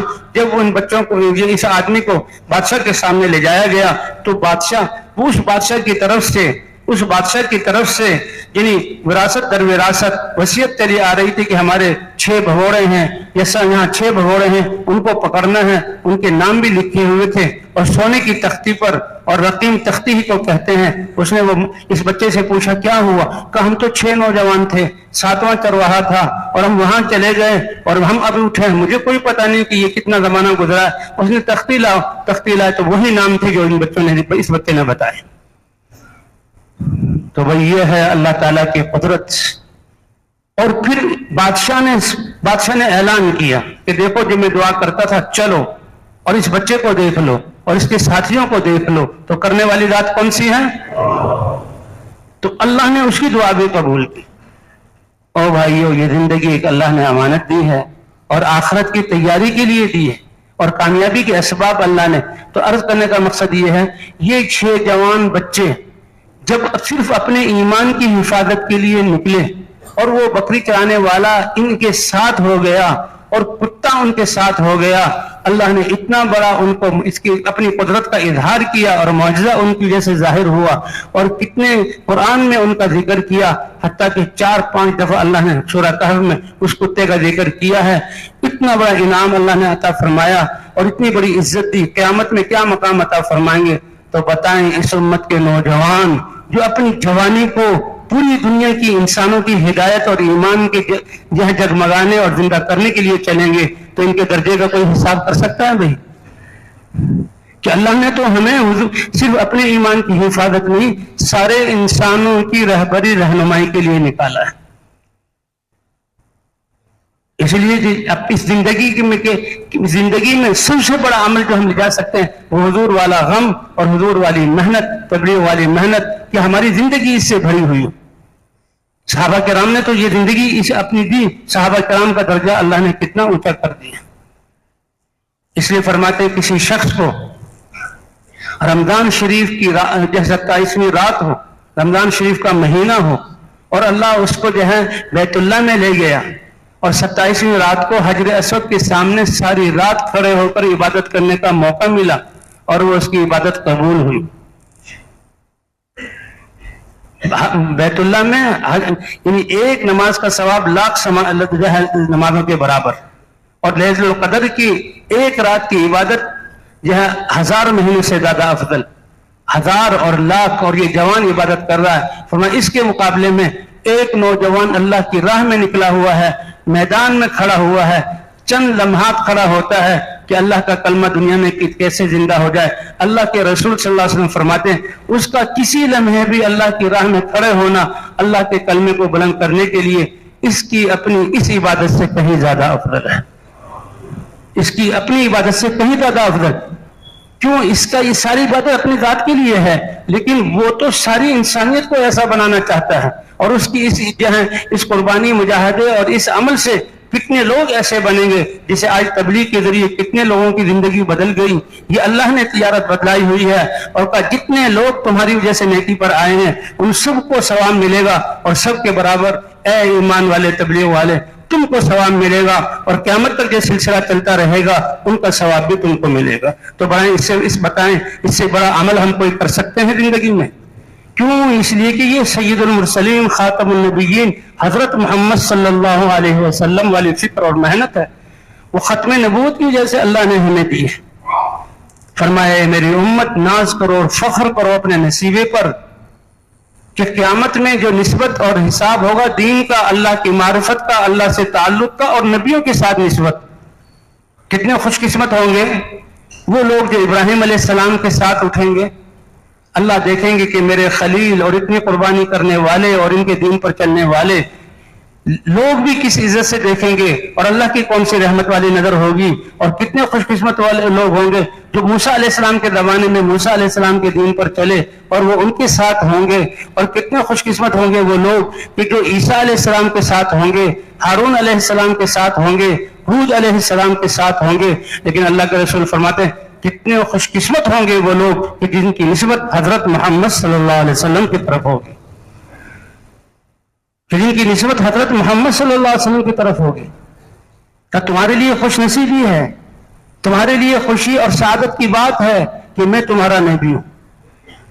دنیا میں بھی قرآن پاک میں تمہیں خیر امت قرار دیا گیا، کنتم خیر امت اخرجت للناس، سب سے زیادہ پسندیدہ. اور تمہارے دنیا میں آنے سے پہلے بھی اللہ نے پہلے نبیوں کو بتلایا تمہاری امت بہت بڑی امت ہے اور یہ کامیاب انسان ہے، تم ان کی رہبری کر رہے ہو، لیکن دیکھو میرے حبیب کی جو امت ہوگی وہ اس سے کہیں اونچی ہوگی. حضرت موسیٰ علیہ السلام 40 سال دعوت دی اور اللہ نے فرعون اور اس کی پورے لشکر کو بحر قلزم میں ان کے لیے راستے بنائے، اور اس بحر قلزم میں فرعون اور اس کی حکومت کو ڈبو دیا. اور پھر کیسے کیسے اللہ نے ان کے ساتھ بنی اسرائیل کہ اے بنی اسرائیل یاد کرو اللہ کی نعمتوں کو. لیکن جب وہ کتاب لینے اللہ کے دربار میں گئے اور ان کی کتاب تورات تختیوں کی شکل میں ان کو ملی اور اس پر اللہ کی آیات لکھی ہوئی تھی، اور جب انہوں نے پڑھنا شروع کیا موسیٰ علیہ السلام نے کہا اے اللہ میرے لیے احکام، میری امت کے لیے دستور زندگی تو ابھی شروع نہیں ہوا، آپ اس میں ایک بہت عظیم امت کی صفات ذکر کر رہے ہیں. وہ صفات ایسی ہوں گی کہ جن کے نبی پر اتری ہوئی کتاب ان کے سینوں میں محفوظ ہوگی، جبکہ اس سے پہلے جو کتاب اترتی تھی صرف نبی کے پاس ہوتی تھی، نبیوں سے آ کے معلوم کرتے تھے. کیا خوش قسمت. اور بھائی یہ حفاظ کرام، 6 سال کا بچہ حافظ، 5 سال کی بچی حافظ، 7 سال کی بچی اجمی، پشتو، برمی، بروئی، اور جہاں پر برمی بولنے والی تھائی لینڈی، اور عربی زبان کی قرآن کے الفاظ، مخارج اور شدات اور مدات اور لہجوں کے ساتھ قرآن کے محفوظ. یہ معجزہ ہے اللہ کی طرف سے قرآن کا. فرمایا کہ اناجیلہم فی صدورہم، یہ قرآن ان کے سینوں میں ہوگا. جو عربی جانتے ہیں نا بھائی وہ پڑھو آیت یسألونک عن المحیض یسألونک عن الیتامی وانفقوا مما رزقناکم کتب علیکم الصیام، یہ آیتیں فرفر ان کی زبانوں پر. موسیٰ علیہ السلام رشک کرنے لگے اے اللہ ان کی کتابیں ان کے سینوں میں محفوظ ہوں گی، اے اللہ یہ امت مجھے دے دے. اللہ تعالی نے فرمایا اے موسیٰ نہیں، وہ امت تو میں نے اپنے حبیب سید المرسلین حضرت محمد صلی اللہ علیہ وسلم کے لیے چھانٹی ہوئی ہے، حضرت محمد صلی اللہ علیہ وسلم کے لیے چھانٹی ہوئی ہے. اے اللہ وہ صرف دین پر نہیں چلیں گے، وہ صرف اللہ کے احکام کو پورا نہیں کریں گے، وہ تو نبیوں کی طرح دنیا میں لوگوں کو نیکی کا حکم کر رہے ہوں گے اور برائیوں سے روک رہے ہوں گے. گھروں کی زندگی پاکیزہ کرو، اپنی تجارتوں کو پاکیزہ کرو، اپنے ہسپتالوں سے اللہ کے نافرمانی میں کو نکالو، اپنے محکموں میں عدالتوں کو قائم کرو، اپنے ایوانوں میں اللہ انسانوں کے حقوق کو ادا کرو اور نافرمانی سے بچو. وہ تو نبیوں کی طرح نیکی کا حکم کر رہے ہوں گے، برائیوں سے روک رہے ہوں گے. ان کے نیکی کے حکم کرنے سے نیکیاں انسانوں کی زندگیوں میں آئیں گی، اس کے انوارات اور پاکیزگی، امن اور بھائی چارہ قائم ہوگا، اور گناہوں سے روکنے کی وجہ سے انسانوں کی بے چینیاں ختم ہوں گی اور روحوں کی سیاہیاں ختم ہوں گی. یہ تو نبیوں والا کام ہے. اے اللہ یہ امت مجھے عطا فرما دے. اللہ نے فرمایا اے موسیٰ وہ تو میں نے اپنے حبیب حضرت محمد صلی اللہ علیہ وسلم کے لیے امت چھانٹی ہوئی ہے. کیوں؟ اس لیے کہ ان کے نبی پر نبوت ختم، خاتم النبیین، خاتم النبیین. اور اس کی وجہ سے وہ محنت ان کو شروع سے قل هذه سبیلی ادعو الی اللہ علی بصیرۃ انا ومن اتبعنی وسبحان اللہ وما انا من المشرکین. اے پیارے نبی آپ کہہ دیجئے یہ ہے میری زندگی کا مقصد اور راستہ، زندگی بھر میں اللہ کی طرف بلا رہا ہوں بصیرت کے ساتھ. یہ میرا بھی راستہ ہے اور ہر اس مرد اور عورت کا راستہ ہے جس نے لا الہ الا اللہ محمد الرسول اللہ پڑھ لیا. اے اللہ یہ امت مجھے دیجیے. کہ نہیں، یہ امت میں نے اپنے نبی حضرت محمد صلی اللہ علیہ وسلم کے لیے چھانٹی ہوئی ہے. حضرت عیسیٰ علیہ السلام پر وحی، اے عیسیٰ، یعنی اللہ کو محبت ہے، اللہ ان امتوں کی کتابوں میں وہ امتیں اس امت ہمارے صفات کو پڑھ رہی ہیں، یہ اللہ کے یہاں ہماری محبت اور اللہ کے ہاں پسندیدہ ہونے کی علامت ہے۔ عیسیٰ علیہ السلام پر جب وحی اتری، اے اللہ، میں اپنی کتاب میں ایسی امت پا رہا ہوں جو ہر نعمت کے ملنے پر وہ اللہ کا شکریہ ادا کریں گے۔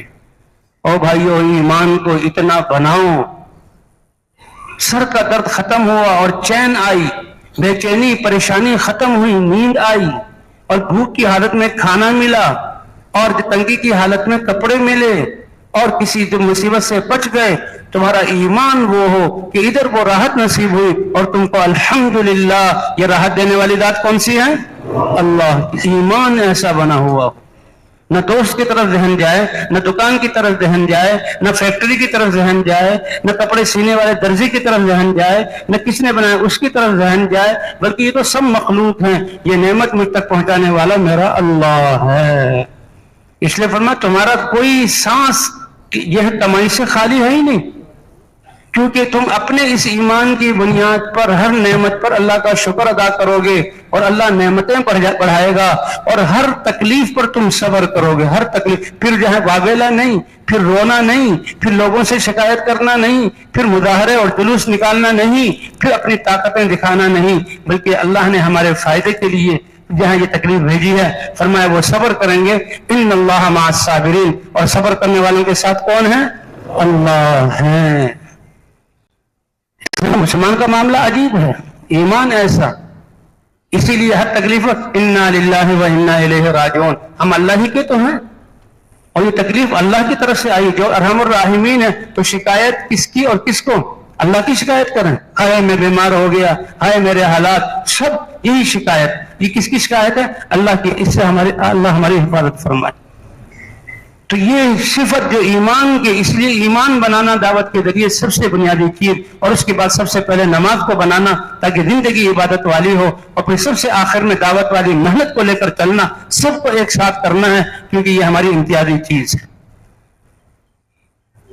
تو عیسیٰ علیہ السلام کو اللہ کیا فرما رہے ہیں؟ اے عیسیٰ، تمہارے بعد ایک امت آئے گی، ہر نعمت کے ملنے پر ان کی زبانوں سے شکر چھلکے گا، ایمان ان کا، اور ہر تکلیف کے آنے پر وہ صبر کرنے والے ہوں گے، یہ اللہ کی طرف سے۔ ولا علم لهم ولا حلم، اپنا علم بھی نہیں ہوگا، اپنا حلم بھی نہیں ہوگا۔ عیسیٰ علیہ السلام حیران رہ گئے کہ علم بھی نہیں اور حلم بھی نہیں، اور صفات انبیاء والی یہ کیسے؟ اللہ فرمائیں گے اس امت کو میں نے چنا ہے اور ان کو اتنا بڑا کام دیا ہے، وَأَتِيهِم مِّنْ عِلْمِ وَأَتِيهِم مِّنْ حِلْمِ، اپنے علم میں سے میں علم عطا کروں گا اور اپنے حلم میں سے میں حلم عطا کروں گا۔ اللہ بڑے قدردان ہیں۔ صحابہ کے حضور صلی اللہ علیہ وسلم، صحابہ کرام بیٹھے ہوئے تھے مسجد نبوی میں، ان کے جسم اور گال پشکے ہوئے، جسم کمزور بھوک کی وجہ سے، کم کھانا ملتا تھا، لگے ہوئے دین کی محنت میں، کپڑے بوسیدہ، اور مسجد میں بیٹھے ہوئے حضور صلی اللہ علیہ وسلم اپنے حجرے سے نکل کر آئے اور ان کے سر پر کھڑے ہو گئے اور پوچھا، اے میرے صحابہ، حضور کو کتنی محبت تھی اپنے صحابہ سے، یہ وہ لوگ ہیں جو مجھ پر ایمان لائے اور میرے ایمان کی پھر دین کی محنت میں اپنے آپ کو اتنا لگایا کہ ان پر بھوکیں آئیں، ان پر پیاسیں آئیں، انہیں کتنی تکلیفیں جھیلی تاکہ میری امت اور انسانیت اللہ کے عذاب سے بچ جائے، جہنم سے بچ جائے، اس سے بڑا کوئی کام ہے؟ تو حضور کو بہت محبت تھی صحابہ سے۔ اے میرے صحابہ، کس لیے بیٹھے ہو؟ کہ اللہ کے رسول، ہم نعمت اسلام کے ملنے پر اللہ کی حمد بیان کر رہے ہیں۔ خطیب خطبہ پڑھتا ہے، مولوی صاحب، الحمدللہ الذی ہدانا للاسلام، تمام تعریفیں اس اللہ کے لیے ہیں جس نے اسلام جیسی دین کی طرف ہمیں ہدایت دی۔ اور ہمارے اردو والے بھائی اللہ کا شکر ادا کرو، اللہ ہم کیسے اللہ کا شکر ہے کہ جس نے ہمیں دین اسلام دیا، کیوں بھائی کہتے ہیں کہ نہیں کہتے؟ یہ فطرت ہے، اس کی ضرورت ہے۔ اے میرے صحابہ کیا کر رہے تھے؟ نعمت اسلام کے ملنے پر ہم اللہ کے حمد بیان کر رہے تھے اور اللہ کی تسبیح اور تقدیس کر رہے تھے۔ یہ وقت قیمتی ہے، زبان اللہ کے رسول نے کہا، قسم دے کر پوچھتا ہوں کیا یہی بات تھی یا کچھ اور بات تھی؟ صحابہ نے بھی کہا، اللہ ما اجلسنا الا ھذا، ہمیں اسی بات نے بٹھایا۔ صحابہ حضور صلی اللہ علیہ وسلم نے فرمایا، دیکھو میں نے کسی بدگمانی کی وجہ سے نہیں، میں نبی، میرا دل تم سے بہت صاف، لیکن تم بات کو معمولی سمجھ کر کچھ بات بتاؤ کچھ نہ بتاؤ، اس لیے میں نے تمہیں قسم دی۔ تم نے بتایا بالکل ٹھیک، سن لو میں کس لیے تمہارے پاس آیا ہوں، کسی بادشاہ نے نہیں، کسی انجینئر نے نہیں، کسی فلسفی نے نہیں، کسی زمیندار نے نہیں، اللہ نے جبرائیل علیہ السلام کو میرے پاس بھیجا اور کہا بتا دو نبی کو اور حکومت بندوں کو بتا دو کہ اللہ تعالیٰ تمہارے ان کلمات اور شکر ادا کرنے پر فرشتوں پر فخر کر رہے ہیں۔ کس پر فخر کر رہے ہیں؟ فرشتوں پر۔ اے فرشتوں، تم نے میرے صبح کے وقت تم آئے ہو، فجر کی آدھی نماز میں چھوڑ کر تو تم آئے ہو، وہ کیا کر رہے تھے اللہ کو پتہ نہیں ہے اور فرشتوں کو بھی پتہ ہے، لیکن جن فرشتوں نے اعتراض کیا تھا کہ اے اللہ ان سے پہلے جن اور بن اور شن 3 مخلوقات تھی، انہوں نے دنگا فساد برپا کیا، آپ نے ان کو تباہ کر دیا، اب چوتھی مخلوق ایسی، اللہ نے فرمایا نہیں، یہ وہ ایسی مخلوق ہے، اس میں وہ صفات ہیں جو میں جانتا ہوں وہ تم نہیں جانتے۔ انہوں نے کہا تھا یہ بھی دنگا فساد کریں گے، اللہ نے فرمایا نہیں، یہ طاعت والے ہوں گے۔ تو اس لیے اللہ فرشتوں سے پوچھتے ہیں اے فرشتوں، تم صبح کو آئے اور شام کو آئے، بتاؤ میرے بندوں کو کس حال میں چھوڑا؟ تو کتنے خوش قسمت ہیں وہ لوگ کہ فرشتے اللہ کے دربار میں ان کے لیے یہ گواہی دیتے ہیں، اے اللہ جب ہم گئے تو وہ فجر کی نماز پڑھ رہے تھے اور جب ہم عصر میں آئے تو نماز میں چھوڑ کر آئے۔ یہ کتنے خوش قسمت لوگ ہیں اور کتنے نقصان میں ہیں وہ لوگ، کتنے نقصان میں ہیں وہ لوگ کہ ان کو نمازوں کا خیال ہی نہیں، چاہے وہ مرد ہو یا عورت ہو۔ تو بھائی کیا خیال ہے، نمازیں پڑھنی چاہیے کہ نہیں پڑھنی چاہیے؟ اخباروں میں ہمارا نام آ جائے، فلاں کھلاڑی نے فلاں جہاں تمغہ لے لیا، فلاں یہ کر دیا، لوگ اشش کرنے لگے، لیکن اللہ کے ہاں اس کی کوئی حیثیت نہیں۔ اور جو اللہ کے دربار میں عرش پر اللہ فخر فرمائے اور فرشتوں سے کہے اور فرشتوں کے ذریعے پوری دنیا میں اعلان ہو، یہ بڑی چیز ہے، یہ اخباروں کی تعریف یہ بڑی چیز ہے۔ اللہ اکبر! اللہ کیسے قدردار ہیں، اے میرے فرشتوں میرے بندوں کو چھوڑا کیسے، میرے بندوں کو کے پاس گئے تھے کیسے کہ اتیناہم وہم یصلون وترکناہم وہم یصلون، جب گئے تھے تب بھی نماز پڑھ رہے تھے اور جب آئے ہیں تب بھی وہ نماز پڑھ رہے ہیں۔ اے میرے بندوں، میرے بندی کے بچے کا انتقال ہوا تو بتاؤ میرے بندے اور بندی نے، میں نے اس کے بچے کو دیا تھا، اس کی زندگی میں خوشی آئی، میں نے لیا ہے تو اس پر تکلیفیں آئیں، کیا کیا؟ جو بندہ مسلمان جو ہے مرد اور بیوی بچے کے چلے جانے پر صبر کرتے ہیں، اے اللہ تیرا شکر ہے تو نے ہی دیا تھا اور تو نے ہی لے لیا، تو فرشتے جب عرض کرتے ہیں اور اللہ زیادہ جانتے ہیں، اللہ فرماتے ہیں میرے بندے کے لیے، اس بندی کے لیے جنت میں ایک محل ایسا بناؤ جس کا نام ہی بیت الحمد رکھو اور یہ آ کر اس میں آخرت میں رہے گا۔ اور بھائی اصل سرمایہ ہمارا یہ ایمان اور اعمال ہے، یہ کامیابی یہ سب کے لیے برابر دی۔ اب اس ایمان کو دعوت کے ذریعے بنانا اور بھائی نمازوں کو اپنا بنانا، نمازوں کو کہ یہ نماز اللہ نے اپنے نبی کو اپنے پاس بلا کر عطا کی، ایسا فریضہ، ایسا 5 اذانیں کہ نبیوں کی دعوت، 2 لاکھ نبیوں کی دعوت کا خلاصہ، اللہ کی عظمت، اللہ کی وحدانیت، حضور صلی اللہ علیہ وسلم کی رسالت اور دین میں کامیابی، ان آوازوں کو دے کر اتنی پیاری طاقتور آوازیں ہیں کہ جس شیطان نے ہمیں غفلت کی نیند سلایا ہوا ہے، جس شیطان نے اللہ کے حکم سے ہمیں جو ہٹایا ہوا ہے، جو جہنم میں لے جانا چاہتا ہے، جب یہ اذانیں بلند ہوتی ہیں تو شیطان یہ دعوت ہے، اس کی طاقت کی وجہ سے فضاؤں میں جہاں تک آواز جاری ہے ان فضاؤں میں وہ ٹھہر نہیں سکتا، ان سے اوپر یا دائیں بائیں جزیروں کی طرف وہ نکل جاتا ہے۔ ان اذانوں کے بعد اللہ اپنے گھر بلاتے ہیں، میرا گھر ہے، بیوتی فی الارض المساجد، مساجد میرا گھر ہے، وضو کر کے آؤ۔ اور مسلمان جب آتا ہے سب چیزوں کو چھوڑ کر آتا ہے، نماز میں کھڑا ہوتا ہے، اللہ نے 5 نمازیں عطا کی ہیں اور یہ 5 نمازیں پڑھتا ہے۔ اللہ کے رسول کو جب یہ نمازیں ملی، اللہ نے اعلان کیا اے نبی 5 نمازیں لے کر جا رہے ہو اور میری امت کو بتا دینا کہ تم نمازیں 5 ادا کرو گے اور اللہ 50 کا ثواب عطا فرمائیں گے۔ اور بھائی جو نماز نہیں پڑھ رہے تو کتنے نقصان میں جا رہے ہیں، جن کا ایمان یہ نہیں بنا تو کتنے نقصان میں جا رہے ہیں۔ ہم تو حضور صلی اللہ علیہ وسلم کی امت ہیں، خیر امت اس کو اسی لیے قرار دیا گیا کہ تم بہترین امت ہو، سارے انسانوں کی نفع رسانی کے لیے نکالے گے۔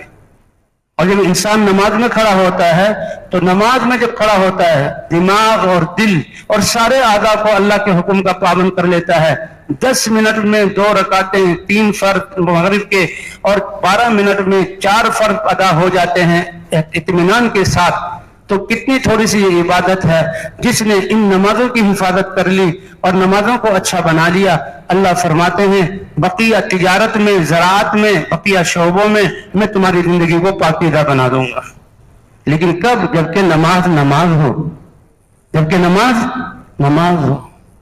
ایک چیز کے بول ہیں، روٹی، گاڑی، محل اور کوٹھی اور پیسے. بولتے رہو، اس کا کوئی بچہ بھی سمجھتا ہے اس کی کوئی حقیقت نہیں. ابا جان پیسے دے دیجئے، ہاں بیٹا 1 کروڑ روپے ہیں. ابا جان پیسے دیے، بیٹا 1 کروڑ روپے. یہ بچہ بھی دے رہا ابا کو کچھ ہو گیا، اما کچھ علاج کرواؤ ابا کا، بس یہ کروڑ روپے کہہ رہا ہے. کہ بھائی لفظ کی کوئی حقیقت ہے؟ لیکن دین کے تو الفاظ کی بھی قیمت ہے. لیکن اس کی صورت ہو، شکل بن جائے، اس میں تھوڑا کچھ خرچ ہوتا ہے، قوت لگتی ہے، لیکن میری اصل قیمت جو ہے وہ حقیقت کی ہے.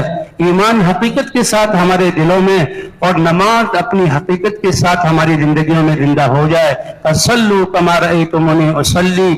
اللہ کی ذات کا استحضار اور عظمت کا استحضار اور اعضاء کو اللہ کے حکم کا پابند کرنا کہ جیسے مجھے نماز پڑھتے ہوئے دیکھتے ہو ایسے نماز. تو یہ نماز انسان کی زندگی کو پاکیزہ بنا دے گی. تو جیسے عرض کیا گیا سب سے کامیابی دلانے والے سب سے پہلے ایمان ہے اور اس کے بعد نمازوں کو بنانا ہے. تو بھائی نمازوں کو بنانے کی کوشش کریں گے انشاءاللہ. تو موت کے بعد کریں گے، بڑھاپے میں کریں گے، یا ابھی جوانی جو زندگی باقی ہے اسی میں کریں گے؟ کیوں بھائی بتاؤ. ہاں، اور جو شروع میں ادا کے کہا گیا تھا اس ایمان کو بنانے کے لیے اور اللہ کا قرب حاصل کرنے کے لیے چھوڑنا پڑے گا. دکانیں کے لیے بھی تو گھر چھوڑتے ہو، حکومت کی ڈیوٹی کے لیے بھی تو چھوڑتے ہو، بیرون ملک میں رہ کر بھی تو چھوڑتے ہو. جن چیزوں کو تم چاہتے ہو اس کے لیے چھوڑتے ہو اور قربانی کرتے ہو، اور جو اللہ چاہتا ہے اس کے لیے قربانی کرنا تم پر دشوار ہے. شیطان نے تمہیں دھوکے میں ڈالا ہوا. ان سب چیزوں پہ آنے کے لیے سب سے بڑی محنت دین کی محنت. اور تبلیغ میں جو کہا جا رہا ہے بھائیو اپنے یقینوں کو درست کر لو، اپنی نمازوں کو بنا لو اور اللہ کے احکام کو اپنی زندگی میں زندہ کر لو، اور اس پر آنے کے لیے دعوت والی محنت کو کرو جو اللہ نے تمہیں ایک امتیازی چیز عطا فرمائی ہے جس کو جس کی وجہ میں خیر امت قرار دیا گیا. تم بہترین امت ہو اس لیے کہ سارے انسانوں کی نفع رسانی کے لیے نکالا گیا. اس لیے حضور صلی اللہ علیہ وسلم کو جب یہ ذمہ داری ملی اس وقت سے لے کر دنیا سے پردہ فرمانے تک کوئی لمحہ ایسا نہیں کہ اس میں آپ اپنی امت کو تبلیغ اور دعوت میں دے رہے ہوں اور علم میں سکھلا رہے ہوں. اور صحابہ کرام رضوان اللہ علیہم اجمعین وہ اتنے طاقتور تھے اور کمائی کرتے تو کمائی کی دنیا جمع کر سکتے تھے، لیکن ان کے گھروں میں چراغ نہیں جل رہے کہ وہ اتنا اللہ کے راستے میں نکلتے ہیں کہ چراغ کے لیے تیل دینے کے پیسے نہیں. ان کے گھر میں 3 وقت نہیں کہ 3 وقت تو کیا 2 ٹائم کا کھانا یا 1 ٹائم کا کھانا کافی. 1 ٹائم کا کھانے کے لیے بھی آگ نہیں جلتی تھی کہ پکانے کی کوئی چیز نہیں. کھجور کھا لی اور پانی پی لیا. مسجد نبوی میں جو چراغ جلا ہے 9 سال ہجری کے، مسجد نبوی بنی تو مٹی سے، اس کے ستون کھجوروں کے تنے اور اس کی چھت کھجوروں کی چھال اور اس کا فرش مٹی کا، اور صحابہ نے کنکری لا کر ڈال دی تو حضور خوش ہو گئے کہ کنکری سے مٹی وغیرہ یہاں نہیں لگے گی. اور آپ نے وہ روایت پڑھی ہے کہ لیلۃ القدر کی رات تھی، بارش ہوئی، نیچے کیچڑ تھا، حضور کی پیشانی اور یہ ناک مبارک اور ہاتھ کیچڑ کا مٹی لگی ہوئی تھی پاکیزہ جو مسجد نبوی کی تھی. لیکن یہ مسجد اللہ کے ہاں کتنی قیمتی ہے. 9 سال تک اس میں چراغ نہیں. صحابہ کرام اندھیرے میں نماز پڑھتے تھے، لیکن وہ ایک معمول تھا. یہاں بھی ہمارے دیہاتوں میں رہنے والے جہاں نہیں ہیں تو اندھیرے سے مانوس ہوتے ہیں، ان کی نظریں ہم سے کئی گنا اچھی ہوتی ہیں. تمیم داری رضی اللہ تعالیٰ عنہ 9 سال میں وہ اسلام میں آئے تو ان کا علاقہ ایسا تھا کہ جہاں جرگہ لگتا تھا لوگ بیٹھتے تھے وہ چراغ جلا دیتے. انہوں نے کہا حضور کی مسجد سے زیادہ کون سی جگہ ہے جہاں لوگ جمع ہوتے ہوں اور یہاں چراغ نہیں جل رہا. انہوں نے ایک دیا جلایا. اب ان کی نظریں بہت اچھی تھیں، اندھیرے سے میں بھی مانوس تھے، تو اس چراغ سے پورا مسجد روشن ہو گئی، پوری مسجد. اور اللہ نے ہمیں کتنی بڑی نعمت دی ہے. یہ مسجد ہے اور کتنے بلب کتنی روشنی لے کے کہ ایک ایک کے بال اور بھویں اور آنکھ سب کچھ نظر آ رہا ہے. اللہ نے ہمیں کتنی نعمتیں. اے انسانوں جنات کون سی اللہ کی نعمت کو تم جھٹلاؤ گے؟ اللہ اکبر فبأي آلاء ربكما تكذبان. ہر اعتبار سے اللہ نے کتنی آسانیاں دی, تو ان آسانیوں کے ساتھ بھی ہم دین کی محنت نہ کر سکے کتنا بڑا نقصان کریں گے. تو تمیم داری نے دیا جلا دیا, اللہ کے رسول روشن دیکھا بہت خوش ہوئے, اور کیا فرمایا روایت میں آتا ہے, آپ بیٹھے کس نے جلایا, کہ تمیم داری نے. اچھا اس نے تو اتنا بڑا کام کیا ہے کہ اگر کوئی میری بیٹی کنواری ہوتی ہے, سب کی شادی ہو چکی ہے, کنواری ہوتی بے خامند ہوتی تو میں اپنی بیٹی اس صحابی کو دے دیتا. اللہ اکبر. ایک صحابی بیٹھے ہوئے سن رہے تھے, یا رسول اللہ آپ کی اتنی چاہت, تو میرے گھر میں میری ایک بیٹی ہے بہت خوبصورت اور شادی کے قابل, اس کو آپ اپنی بیٹی بنا لیجئے اور ان سے شادی کر دیجئے. تمیم داری سے شادی ہو گئی. تو قصہ ذکر کرنے کا مقصد تو یہ ہے کہ نئے سال, اور صحابہ کے گھروں میں چراغ نہیں جل رہا, لیکن ایمان اور اعمال کتنے. یہی تمیم داری رضی اللہ تعالیٰ حضرت عمر کے زمانے میں مدینے کی مشرقی جانب سے احد پہاڑ کے پیچھے ایک پہاڑ میں سے آگ نکلی, لاوا. آج کل نکلتا نا کہ کسی ملک میں فلائٹیں بند, لوگ بھاگ جاتے ہیں, راستے رک جاتے ہیں, آگ نکلی اور پھیل رہی ہے, اور کب تک پھیلے گی اللہ جانے. تو وہ لاوا آگ کا نکلا اور پھیل رہا ہے, لوگوں شور مچا, آ رہا تھا مدینے کی طرف. حضرت عمر بیٹھے ہوئے ہیں اور حضرت تمیم داری, کوئی نہیں گھبرائے کیونکہ معاملہ کس کے ہاتھ میں ہے, دریا سامنے آئے کوئی نہیں گھبرائے کیونکہ معاملہ کس کے ہاتھ میں ہے, جنگل میں ہے کوئی نہیں گھبرائے کہ معاملہ کس کے ہاتھ میں ہے. اللہ کو اتنا پہچانا اور اللہ کی اطاعت اتنی زیادہ تھی, اور ان کے انوارات, اعمال کے انوارات اتنے ساتھ لے کر چلے کہ وہ جانتے تھے کہ دریا بھی ہمیں جانتا ہے, درندہ بھی ہمیں جانتا ہے, یہ صحرا بھی ہمیں جانتے ہیں, یہ ہمیں نقصان نہیں پہنچا سکتے. اس لیے اسلامی تاریخ میں صاف موجود ہے, 4 دفعہ صحابہ کے سامنے سمندر, اور 3 دفعہ ایک دفعہ سمندر اور 3 دفعہ دریا آئے, اور پیدل سے اس کو پار کرنے کا کوئی راستہ نہیں, اور اللہ کا پیغام پہنچانا ہے تو دریا سے گھبرائیں نہیں, بلکہ دریاؤں میں انہوں نے اپنے گھوڑے دوڑا دیے. دریا میں کیا ہے, وہ دریا پہچانتے تھے یہ اللہ کے نمائندے ہیں, اللہ کا پیغام, اگر ہم نے ان کو ڈبو دیا تو اللہ کے ہاں ہماری پکڑ ہو جائے گی. سمینا بسم اللہ پڑھا, کیا کیا, سمینا بسم اللہ پڑھا, وقت ہمنا اور گھس گئے, دریا میں ڈال دیا, وہ عبرنا اور پار کرنا شروع کیا. اور کیسے پار کر رہے تھے, ان کے ٹاپ پانی پر پڑ رہے ہیں, اور جب دوسرے کنارے پر گئے تو پانی ان کے ٹاپوں پر بھی نہیں لگاتا کہ وہ زمین گیلی ہو جاتی, وہ زمین بالکل خشک تھی. اللہ نے یہ معاملہ کیا. حضرت ایک اور قصہ ابو مسلم خولانی رحمت اللہ علیہ کا, مسلم اس کے علاقے کے یہ تھے, اس کو اپنے وہم کہ میں نبوت کا دعویٰ کر کے لوگوں کو اپنے پیچھے چلا رہا ہوں, اور کچھ بدماش اور کچھ قسم کے لوگ اس کے پیچھے چل پڑے. ابو مسلم خولانی, ان کا نام عبداللہ ابن سعود تھا. ان کو پتا تھا کہ یہ اس پر ایمان نہیں لاتے تھے. ان کو بلایا کہ تم حضور پر ایمان لاتے ہو, کہاں وہ تو اللہ کے نبی ہیں. کہا اگر میں کہوں کہ میں نبی ہوں تو تمہاری بات سننے کے قابل نہیں. 3 دفعہ کہا, جلایا, جلاؤ آگ اور ڈالو اس میں. جیسے اللہ نے ابراہیم علیہ السلام کے لیے آگ کو ٹھنڈا کیا, آج یہ آگ ابو مسلم کے جسم کے ایک بال کو نہیں جلا رہی. لوگ آئے, وہ مسلم کذاب, تو جھوٹا ہے, وہ آگ اس کو نہیں جلا رہی, لوگ تجھے چھوڑ کر جو ہے اس کے نبی کو مانیں گے. تو وہ آیا, کہا نکل جاؤ. وہ نکلے اور گئے, مدینہ منورہ پہنچ گئے. مدینہ منورہ پہنچے, حضرت ابوبکر صدیق رضی اللہ تعالیٰ کا زمانہ تھا, اور حضرت عمر رضی اللہ عنہ مسجد نبوی میں تھے. انہیں دیکھا کہ ایک اجنبی آدمی آیا, بے کہاں سے آیا, خولان سے. کہاں, وہاں سنا تھا, خبر یہاں بھی پہنچ گئی کہ ایک آدمی کو آگ نے نہیں جلایا, مسیلمہ کذاب نے وہ ڈالا تھا. کیا نام تھا, کہ عبداللہ ابن سعود. اب وہ یہ نہیں بتا رہے کہ میں ہی ہوں, لیکن بات کرتے کرتے ہے تو عمر اپنی فراست سے سمجھ گئے کہ یہ وہ آدمی ہے کہ جس کے لیے اللہ نے آگ کو ایسے ٹھنڈا کیا جیسے ابراہیم علیہ السلام کے لیے کیا تھا.